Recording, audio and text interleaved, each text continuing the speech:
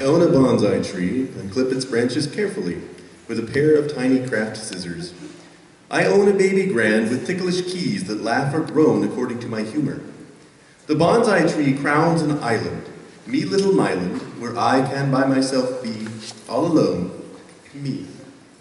The baby grand is situated on this rounded grassy hillock beneath the bonsai's shade, and an open cave is made where on my island stranded I can play away sad songs on ivory keys if I please. I can do what I like, but I like not to leave my island. It is 10 feet wide and 10 feet long. In a radius all around is a mere that I found deep, though it looks not so. Were I to test its waters, I would drown. Crocodiles abound. They would in one moment snap me up. Too, lost in a fog that swirls about me, a mystic atmosphere, madrone trees appear, shedding eucalyptus leaves, I think, that sink into the mud beneath. A fairy slinks across the mirrored surface, and nary have I seen her, but my nimble fingers carve a tune out of the ivory. Her feet aren't wet, as most people's would get, who, heavy and undignified, treat my still lake for a swamp, and tempt those hungry reptiles who look lurkingly about a bit for victuals to bite on. The fairy, she's a freckled thing with hazel-colored eyes. She smiles always, and like all fairies, says her words with the kind of soft indelicacy that would blush a rhinoceros into a twittering bird. Her ears are pink and make me blink at the gemstones pierced into them. I say not a lot, so as not to pay the kind of attention that would reroute her. I can only look and doubt her.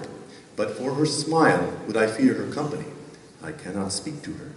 I long to say, you are beautiful, to tell her I can be dutiful in moments small that turn to hours and thence to years.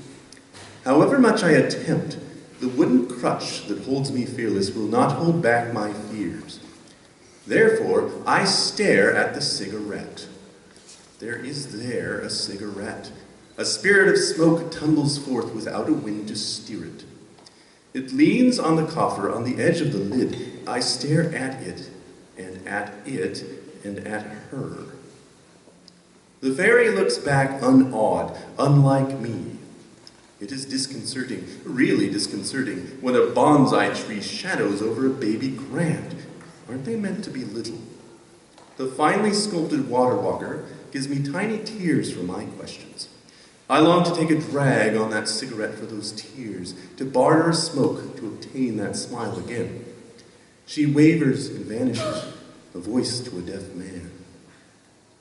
I am sitting alone in a home of my own. The madrone trees shrink into bars. Alone I intend to pace 10 by 10, counting the steps of my confines, shriek and batter and bellow at the door like a certain masked man out of Dumas. Here no pretension, I had no redemption, even if 30 years were spent shipping this stone. Return to my mere, as I many a year have escaped to play piano alone. Yet on my bonsai island, in the mystic madrone wood, haunted by the lush and lazy water, I spy the cigarette lolling in the ashtray. I long for it, but I cannot pick it up, because it is the only object in this space that is not real